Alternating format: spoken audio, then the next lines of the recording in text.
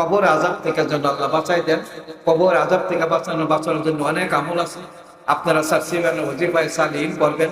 প্রতিদিন যারা কোরআন শরীফ পড়তে পারেন, এশার বাদ সূরা আশ-সাজদা এবং সূরা মুলক, দুইটা সূরা পাশাপাশি পড়বেন।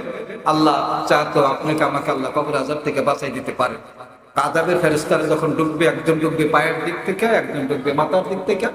যখন আযাব দিতে আরম্ভ করবে, এই সূরা দুনিয়াতে যারা পড়ছে, আল্লাহ তাদের আযাবটাকে প্রতিহত করে এই সূরা দুইটা দাঁড়িয়ে যাবে।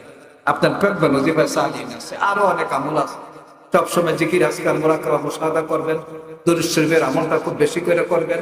দুরূদ শরীফের আমল এমন একটা আমল, একবার দুরূদ শরীফ পড়বেন আপনি, স্বাভাবিকভাবে কথাবার্তাগুলো শুনেন যে 10টা নেক লেখা হয়, 10টা গুনাহ মাফ হয়, 10টা মর্তবা বাড়াই দেয়। কিন্তু এর চেয়ে আরো বড় ফজিলতের হাদিস আছে। যারা দালালুল ফরাদ কিতাব যদি পড়েন, এখানে আব্দুর রহমান ইবনে আউফ